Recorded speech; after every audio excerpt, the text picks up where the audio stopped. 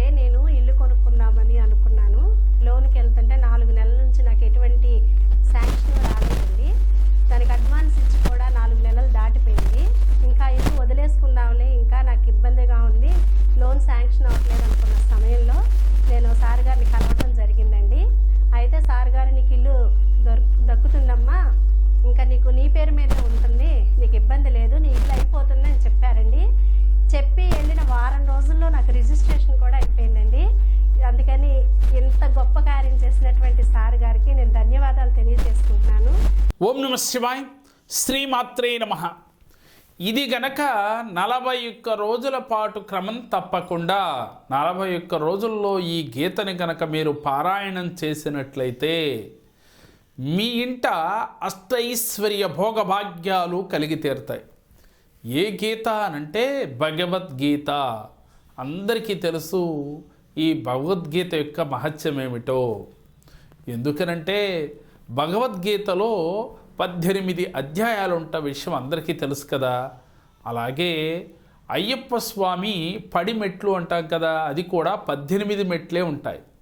ఇది అందరికీ తెలుసు. ఈ 18 మెట్లకి ఒక్కొక్క మెట్టుకి ఒక అధిదేవత ఉంటే ఈ యొక్క 18 అధ్యాయంలో భగవద్గీతలో అధ్యాయాల్లో ఒక్కో అధ్యాయానికి కూడా ఆ దేవతలు కూడా ఒకటే అవ్వటం చాలా విశేషం. అయితే ఈ గీతని శ్రీహరి సాక్షాత్తు సూర్యభగవానుడికి ఉపదేశించినట్లుగా కూడా మన పెద్దలు కొన్ని శాస్త్రాలు తెలియచేస్తూ ఉన్నాయి. మరలా హరుడు అంటే పరమేశ్వరుడు శ్రీరామచంద్రమూర్తికి, అంటే రామావతారంలో శ్రీరామచంద్రమూర్తికి సాక్షాత్తు పరమేశ్వరుడు శివగీతగా బోధించినట్లుగా మన పురాణాలు తెలియచేస్తూ ఉన్నాయి. వారధి కట్టడానికి వెళ్ళేటప్పుడు శ్రీరామచంద్ర ప్రభువు శివదీక్ష తీసుకుని ఆ శివుని పూజించగా ఆ పరమేశ్వరుడు ఈ శివగీతగా ఇదే 18 అధ్యాయాల్ని వివరించినట్లుగా మన పురాణాలు మన పెద్దలు తెలియచేస్తూ ఉన్నారు. అంటే భగవంతుడు సైతము ఏ కార్యము చేతనైనా దాంట్లో విజయం పొందాలి అంటే ఈ భగవద్గీత విన్నా చదివినా కూడా అద్భుత విజయాలు వస్తాయి అనటానికి ఇవన్నీ కూడా ఉదాహరణలు. ఆనాటి నుండి ఈనాటి వరకు కూడా భగవద్గీత ఇంట్లో ఉంటేనే అద్భుత ఫలితాలు అసలు. ఎందుకనంటే ప్రతి మనిషికి ఒక దిక్చూచి లాంటిది, మార్గదర్శకాన్ని నిర్దేశించేది ఈ భగవద్గీత. ఈ భగవద్గీత ఎవరింట్లో ఉంటుందో, ఎవరైతే పారాయణం చేస్తారో, ఎవరైతే ప్రతినిత్యం చదువుతారో, ఎవరైతే వింటారో వారి జీవితాలలో అద్భుతాలే జరుగుతాయి.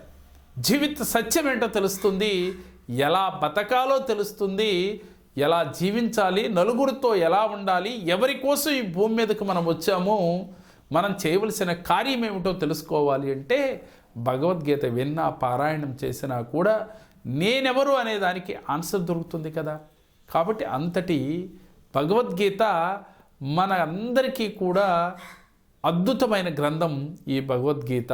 కాబట్టి మండలం రోజులు అయ్యప్ప దీక్షని గనక పూని మండలం రోజులు గనక మీరు వెళ్ళి ఆ స్వామివారిని దర్శిస్తే మనకి ఎంతటి అద్భుత ఫలితాలు వస్తాయో మీ అందరికీ తెలుసు. అట్లాగే ఈ యొక్క భగవద్గీత పారాయణం 41 రోజుల్లో కనుక ఈ 18 అధ్యాయాలు కూడా క్రమం తప్పకుండా చేసినట్లయితే ఈ 41 రోజుల్లో ఈ భగవద్గీత మొత్తం పారాయణం చేయాలి చాలా నియమనిష్టలతో. సంకల్పం ఒకటే, కోరిక ఏదైనప్పటికీ కూడా వెంటనే తీరిపోతుంది. అది వివాహం కావచ్చు, సంతానం కావచ్చు, ఆర్థిక ఇబ్బందులు కావచ్చు. కానీ మనసు పెట్టి చేయాలి, దానిలో ఉన్న సారాన్ని మీరు మనసులోకి తీసుకోవాలి. ఇలా నమ్మకంతో గనక మీరు ఆచరిస్తే చాలా అద్భుత ఫలితాలు వచ్చి తీరుతాయి. ఎటువంటి గ్రహదోషాలున్నా గృహదోషాలున్నా కూడా వెంటనే తొలగిపోతాయి. కాబట్టి వెంటనే భగవద్గీతని ప్రతి ఇంటా కూడా పెట్టి ఉంచాలి. మీ పూజా మందిరంలో కావచ్చు, పూజా మందిరం దగ్గర కావచ్చు. ఇలా పెట్టడం వల్ల సర్వదోషాలు కూడా తొలగిపోతాయి.